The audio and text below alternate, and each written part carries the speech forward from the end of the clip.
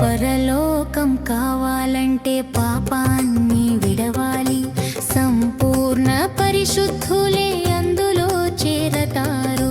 పాపిని దేవా నన్ను నీ రక్తంతో కడుగుము, నిన్నే నమ్ముకున్నానని ప్రార్థించాలి.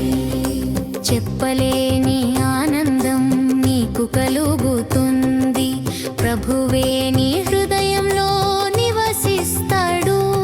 నీ క్రియలన్నీ పరిశుద్ధముగా ఉంటాయి.